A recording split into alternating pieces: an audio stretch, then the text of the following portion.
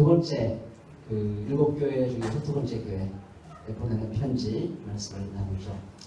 지난번이 첫 번째 교회 에베소 교회 그 사랑을 실천하는 교회, 처음 사랑을 실천하는 교회를 살펴봤습니다. 제가 이 일곱 교회를 다루면서 관통되는 주제가 하나님의 약하심을 기반으로 든든히 세워져가는 교회 이렇게 잡아봤어요. 억지가 아니냐? 근데 가만히 생각할수록 저는 억지가 아니라는 생각이 듭니다. 하나님이 약하시다는 것은 힘이 없어서 약하신 게 아니라요. 힘이 있지만 쓰실 수가 없어요. 굉장히 강한 분인데 힘을 쓸 수가 없어요. 힘을 써버리면 하나님이 사랑하는 사람이 다 죽어버려요. 그들이 회복될 수가 없고 새로워질 수가 없어요. 하나님은 그들을 살리기 위해서 자기 힘을 다 버리십니다.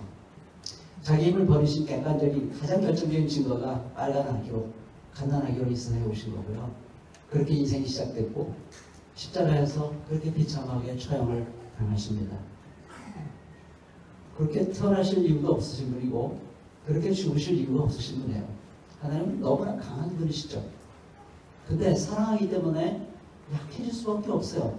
하나님이 약해지지 않으면 우리가 살 수가 없어요. 그래서 처음 사랑을 실천하는 교회, 이건 하나님의 약함을 알고 거기에 감동받고 그 감동대로 실천하는 교회입니다. 오늘 가난하나 부유한 교회 마찬가지입니다. 여러분, 가난처럼 약한 게 또 어디 있어요? 오늘 이제 설교하면서 그 얘기를 나누겠습니다만은 오늘 이 세상에서 가장 약한 사람이 있다면 가난한 사람이에요.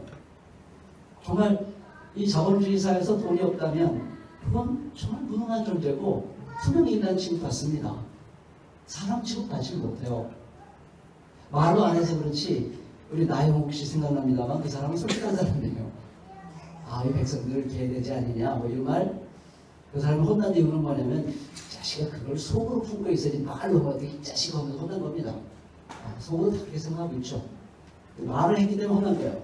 말을 하지 않았어야 되는데 이 사람이 멍청한 사람이라서 그걸 술기운에 그런지 모르지만은 멍청해가지고 그걸 말로 토해버린 겁니다. 사실 그래요. 돈 없는 사람 개돼지 취급받습니다. 그게 오늘 우리 사회죠. 근데 가난한 교회, 여러분 이 일곱 교회 나오는데요. 혼나지 않는 교회가 이 교회와 필라델피아 교회 두 교회입니다. 가난한 교회인데 칭찬을 받았어요. 대단한 하나님의 말씀 아닐 수가 없죠. 그리고 이 교회는 가난의 역사를 알았어요. 세상에서 개무시당하지만 거기에 얼마나 하늘의 풍요함이 있는가를 안 교회예요. 그래서 가난하나 부유한 교회다 이렇게 말하고 있는 것이죠. 가난하나 부유한 교회, 이 교회야말로 하나님의 약하심이 무엇인지를 깨닫고 하나님의 가난함, 예수님의 그 가난함 속에 담겨있는 풍요함을 깨닫고 그 예수님이 가신 발걸음을 찬찬히 끝까지 따라가려고 했던 교회, 그 교회가 바로 이 서머나 교회인 것입니다. 여러분 서머나 위치 잘 모르시죠? 터키에 가보시면 요즘에 이즈미르라는 곳에 안내할 때가 있습니다. 터키의 서쪽 해안가에 있는 항구 도시입니다. 여기에 로마 황제를 숭배하는 것으로 그 당시 유명했던 그런 지역이라고 합니다. 로마는 결국 경제력과 군사력으로 세계를 제패한 나라가 로마죠. 로마 황제를 숭배한다는 것은 바로 이 돈과 권력을 숭배한다는 것을 의미하는 것입니다. 바로 그런 숭배가 가득 찬 그런 도시에서 이들은 가난을 견지했어요. 대단한 겁니다. 모든 사람이 부와 권력을 숭배하는데 우리는 가난을 택하겠어 라고 결심한 교회가 바로 이 서머나 교회인 것이죠. 그러니까 주님으로 볼 때 얼마나 사랑스럽고 얼마나 소중하고 얼마나 아름다운 교회였겠습니까? 그래서 칭찬만 하시고 잘못한 게 아마 전혀 없지는 않을 거라 생각해요. 근데 그걸로 다 커버가 되는 거 아닐까? 저는 그렇게 생각을 해봅니다. 무슨 실수가 없었겠어요? 왜 오류가 없었겠습니까? 그러나 그 가난을 택한 것, 이거는 정말 대단한 것이기 때문에 그 모든 그것으로 모든 허물을 덮을 만한 그런 중대한 결정이고 중대한 모습이었다고 저는 그렇게 생각을 합니다. 그래서 혼나지 않는 교회 중에 하나가 바로 교회인 것이죠. 그래서 이제 이 교회를 통해서 우리도 이 시대의 흐름을 좀 뚫고 나갔으면 참 좋겠습니다. 가난에 담겨있는 이 구약의 신비를 우리가 하나님의 약하심에 근거해서 온 마음으로 깨닫고 우리도 그 길로 가야겠다 결심하는 좋은 시간이 되면 정말 감사하겠습니다.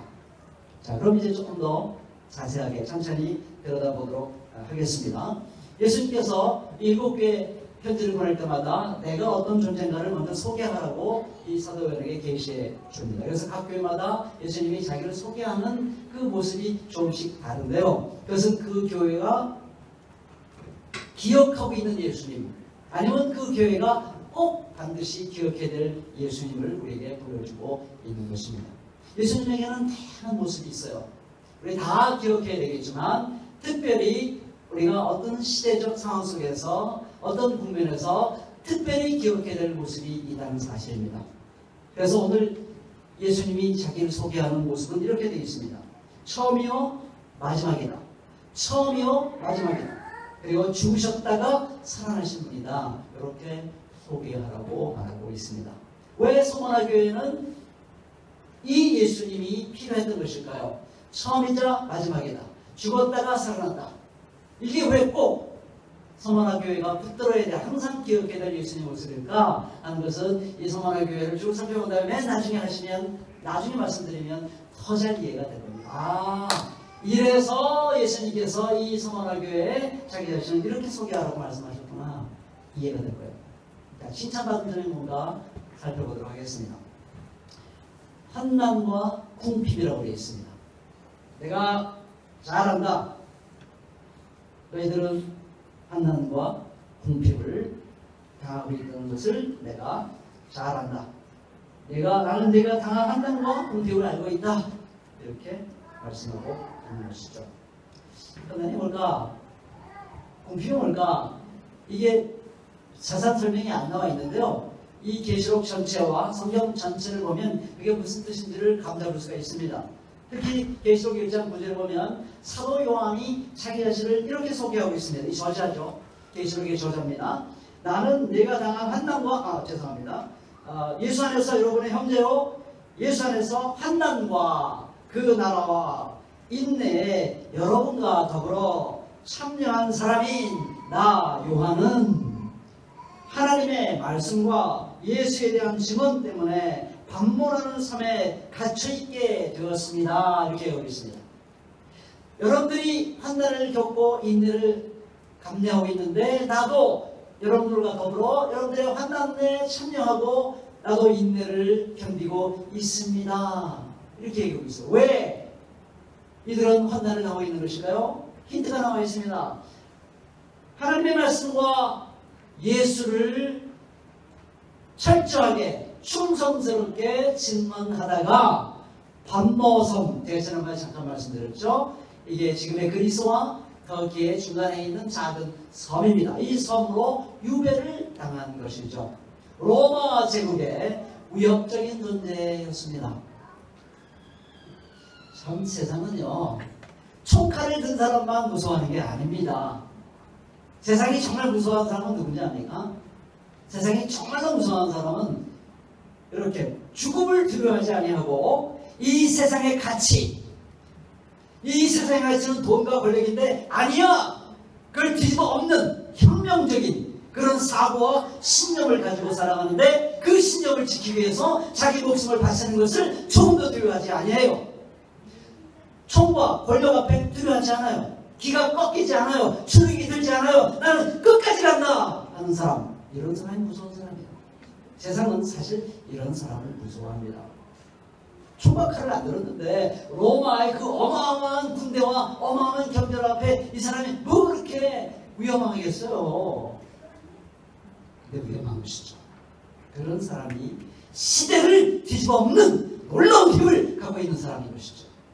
그래서 감옥에 이 사람들과 같이 있지 못하고 저 외딴 섬에 가도 오는 것입니다. 그것이 바로 환난입니다. 어떤 사람의 환난을 당하는가? 여기 뒤에 힌트가 남아 있습니다. 또 자칭 유대 사람이라는 자들에게서 내가 비방을 당하고 있는 것도 나는 알고 있다. 그러나 사실 그들은 유대 사람이 아니라 사탄의 무리다 이렇게 얘기하고 있습니다.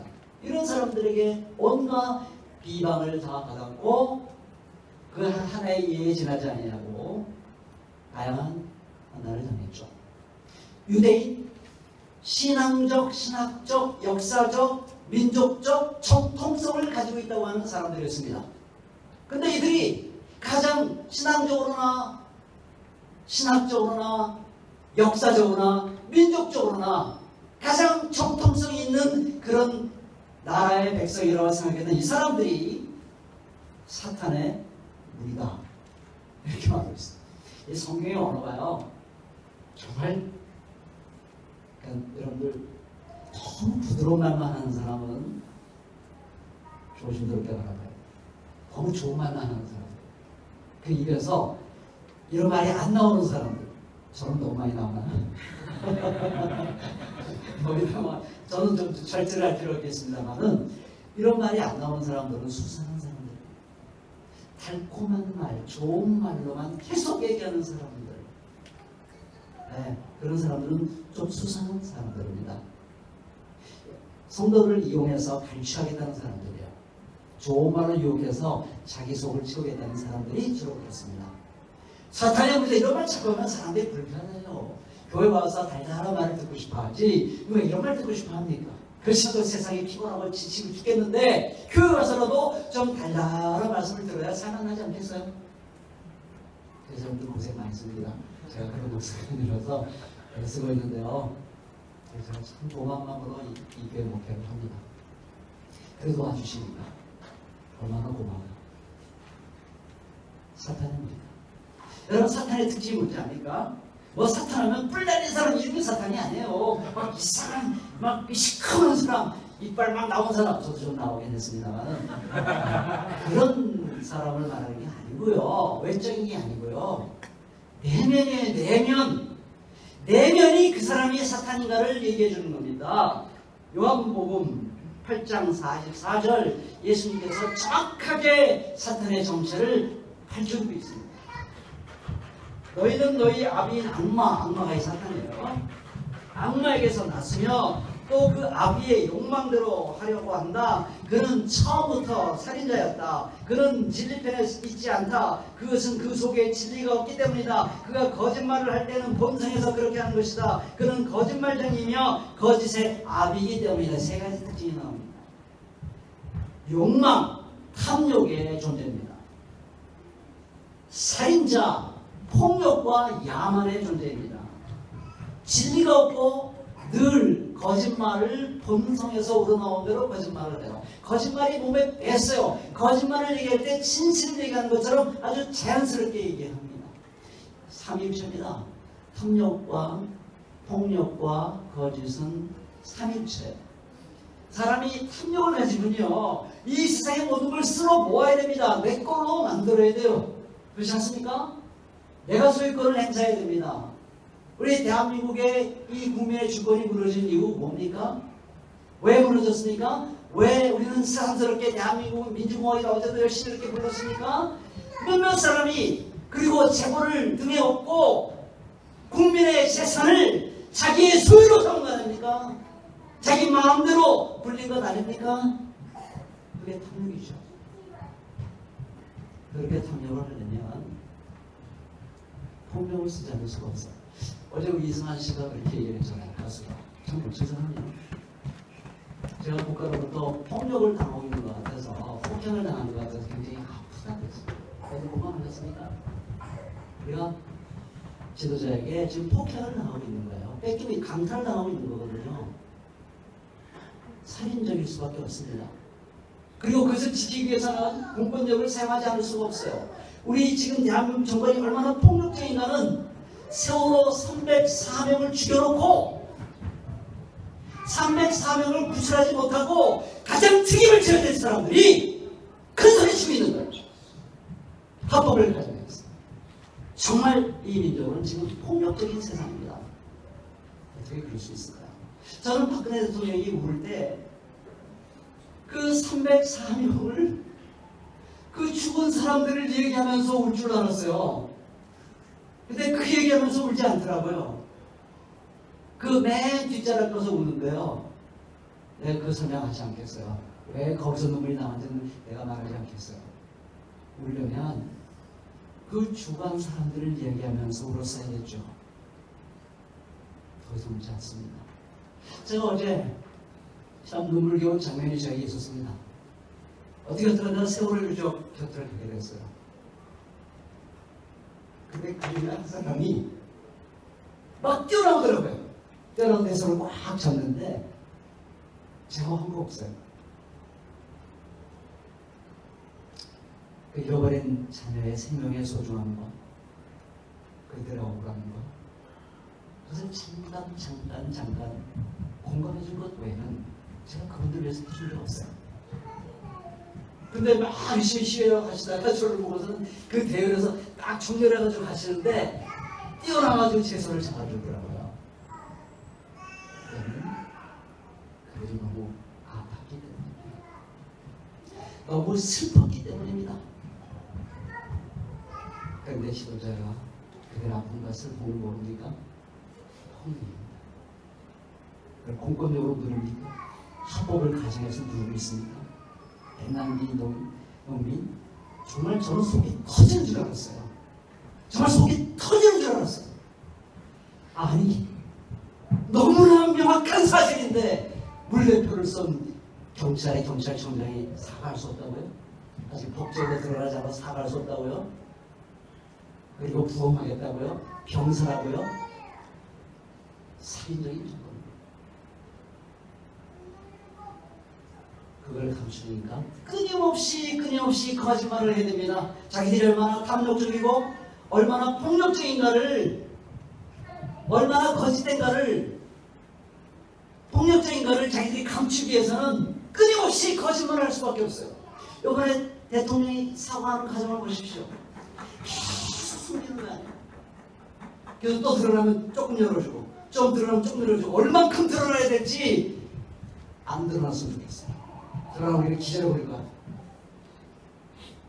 그런데 그것이 꼭 정치 권력만 그런 것이 아니라 교회 권력이 거기에 필붙어서 같이 가고 있다는 사실입니다. 같이 걸어가고 있어요. 여러분 청와대에서 딱 부르시니까 두 분이 아주 열심히 달려갔어요. 그 두 분 내가 얘기하지 않아요. 누군지 얘기하자고. 달려가면 안 되죠. 부르면 안 되죠. 지금은 나를 말릴 때가 아닙니다. 이 백성들 앞에 무릎을 꿇고 사과하십시오. 이래야 될 거 아니에요.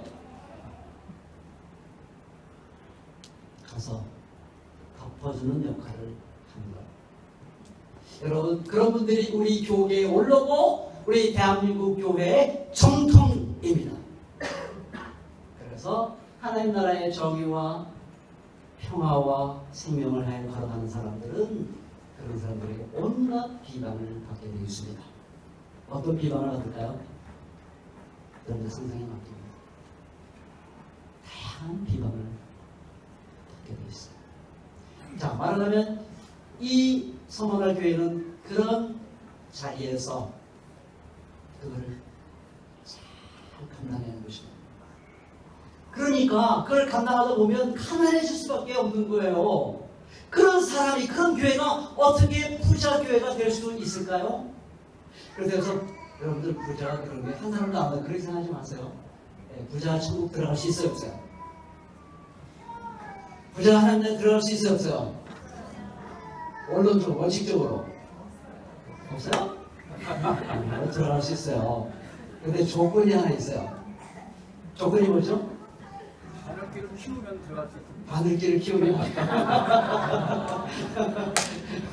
그게 아니라 가난한 자는 하나님 나라에 들어갈 수 없는데 오직 들어갈 수 있는, 오직 누구로만 통해서 들어갈 수 있다고요? 오직 하나님으로서만. 그래서 삭개오가 구원받았습니다. 철저하게 회개하고 철저하게 변화되어서 세상을 살았다. 이 세상에 어떤 부받아도 예수님 자신이 더 풍성한 분이라는 사실을 깨닫고 그동안 자기가 부를 숭배한 것이 얼마나 어리석은 것을 깨닫고 자기가 부를 획득하기 위해서 얼마나 거짓되고 얼마나 폭력적이고 얼마나 나쁜 놈이었는 것을 깨닫고 청산했습니다. 그리고 예수를 만났죠. 항상 교회 올 수 있어요. 네. 그런 사람이 교회 오니까 교회가 부가 많이 떨궈져가지고 올 겁니다. 교회 올 때. 그 부를 다 갖고 들어올 수가 없잖아요. 그래도 워낙 쌓아놓은 게 많아서 좀 있을 겁니다. 예수님 주변에도 부자 여성들이 따라다니면서 부자 남자는 예수님을 안 좋아했던 것 같고요. 부자 여성들이 예수님을 좋아해가지고 따라다니면서 먹거리를 제공해 주셨어요. 그러니까 교회 부자가 절대로 있을 수 없다 그런 얘기는 아니에요. 그러나 부자가 있어도요. 교회는 부자일 수가 없습니다. 교회 자체는 부자일 수가 없어요. 돈이 있어도 교회가 교회의 부를 늘리기 위해서 그 부를 쓸 수가 없다는 사실입니다. 그러면 교회가 망하거든요. 하나님의 약하심으로 하나님의 자기 비움으로 생명 역사를 펼쳐가는 것이 아니라 그 교회 등치를 키움으로 인프라를 키움으로 얻은 이 세상의 자원으로 하나님 나라 일을 하려다 보면 그 교회가 복음을 잃어버립니다. 본질을 잃어버리고 표면적으로는 하나님 나라 일을 하는 것 같은데 사실은 제가 엄중하게 말하면 사탄의 일을 하고 있는 것입니다. 그래서 이 소망의 교회는 너무나 아름다운 교회였습니다. 환난과 공평 하나. 예수님은 극찬을 합니다. 너희들이 가난한 자 같으나 부유하다라고 극찬을 해줍니다. 그럴 수밖에 없어요. 정말 진정한 의미에서 이 환난과 공평을 경험하는 사람은 부유함을 경험하지 않을래야 않을 수가 없습니다. 왜냐면요, 정말로 고통을 당하고 정말로 가난하면요 의지할 데가 없습니다. 누구를 의지하죠? 여러분 정말 진실하게 세상 참여를 하다가 이 사회 참여 너무너무 하다가 영성을 잃어버릴까 걱정하는 사람들이 많아요. 그러나 그는 사회 참여를 잘못하는 사람이거나 사회 참여를 말로만 하는 사람들이에요. 여러분 정말로 정말입니다. 정말입니다. 세월호 참사 희생당한 사람들을 위해서 한번 살아보세요. 백남리 농민을 위해서 정말 한번 진짜로 살아보세요. 그리고 그들을 억압하고 못된 이 권세를 이 땅에서 사라지도록 여러분들의 삶을 한번 던져보세요. 어떻게 될까요?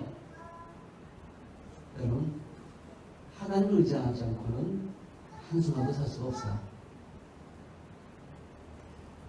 하늘의 위로가 없으면요 하루를 살기가 힘들어요. 정말입니다. 그래서 정말 하나님을 붙듭니다. 정말 하늘을 바라봅니다. 하나님, 당신만이 우리에게 힘을 줄 수 있고 당신만이 이 교회와 세상을 새롭게 할 수 있습니다. 이 땅에 내려와 주십시오. 얼마나 간절하게 하나님을 붙들게 되는지 모릅니다.